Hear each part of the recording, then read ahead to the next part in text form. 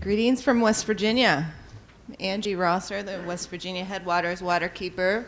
What you're seeing is the explosion earlier this year, February 16th in Mount Carmel, West Virginia.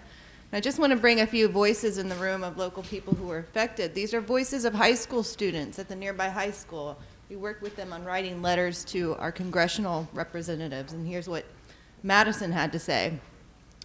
I was watching TV and my house was shaking, so I walked outside to see what was going on, and there were flames in the air and people were leaving. My family and I had to go to the school because we had been evacuated. We came home around 11:30 at night, and another explosion had just happened. This was the scariest night of my life. Hunter said, everyone in my community was forced to evacuate our homes in weather that nobody should be driving in, having to leave our pets and personal items at home and panicking, trying to find somewhere to go. Tanner said, this event not only caused physical damage, but also mental and emotional damage to many people. Now people in areas with railroads always have to think about what the company will do to prevent this from happening again, and if their community is next. And finally, from Josh. Josh's sister was across the river from where the train wrecked. Her house was shaken, and they had to leave immediately, and their cat got PTSD. Make sure to make the cars carrying crude are reinforced steel. Try to make West Virginia better than it is. So ironically, I was at the State House in Charleston just finishing testifying to a legislative committee about how we need to restore protections to the Canal River to protect it as a drinking water source. And I get this picture texted to me that the Canal River is on fire. And we've seen these mushroom clouds. I heard the word used bomb trains, but I didn't really comprehend what that means until you see these actual mushroom clouds. Very violent, very huge, very dangerous, and it's amazing. No one was killed. There was one person who had smoke inhalation, but I continue to say that. It is amazing. There were no fatalities in this incident. You can see down in front, that square foundation, that was a house. And the gentleman who was at home at the time heard, he describes it as a fireball, and heard it coming, felt the heat coming, and ran out of there in his bare feet. In the biggest snow event of the season so far. You can see here where the crude entered the Canal River. There was some attempts to try to contain it, and also there was ice it was a very cold and snowy day, so there was some ice on the banks of the river, also supposedly containing it, going under it. We weren't sure what was happening. We could not get close to this scene for several days. The evacuation lasted for 4 days. And here's another shot just seeing how close these rails are to the train. You can see again that foundation that was leveled. You might be able to see on the left the gentleman's pickup truck there and what was left of that scene.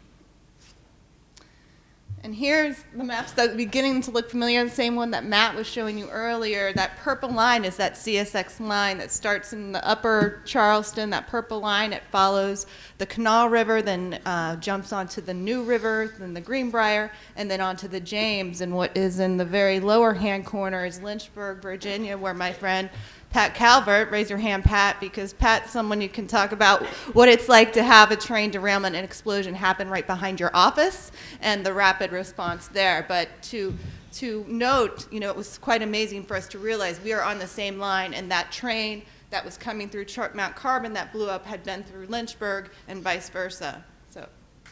And they are Bakken crude. And here is a photo of one of my favorite rivers in West Virginia, the New River. This is the iconic New River Gorge. If you look closely around the left side of that horseshoe, here she comes rolling. That's that CSX Bakken crude train. And here's more locally. Chrissy, you want to show people what they're looking at here and why? We would just point out that typically, especially in these areas, oil trains, or I guess rail routes generally, follow our rivers, and the reason for that is because of the favorable grade. They want to take advantage of the favorable grade, and so they can use less fuel and fewer locomotives when they construct rail routes along rivers. So the very proximity of many of these routes to our rivers puts our waterways at a huge risk. when this happened earlier this year, it's kind of like deja vu for us in a terrible way.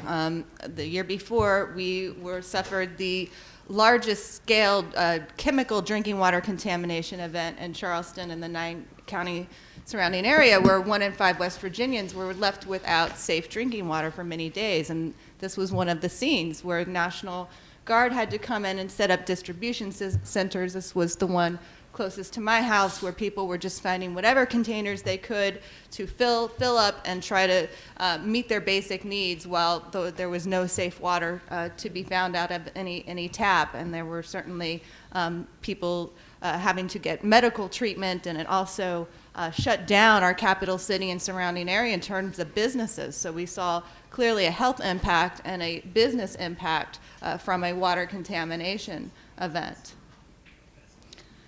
And in the Mount Carbon incident, as you can see some of the headlines collected here, there was also a drinking water emergency. There was just about 2 miles below the derailment and explosion was the first drinking water intake in Montgomery, West Virginia. They immediately shut down, and then the next one down also shut down for precautionary purposes. So again, we were finding ourselves in a drinking water crisis where National Guard and other emergency responders were coming in, setting up distribution centers.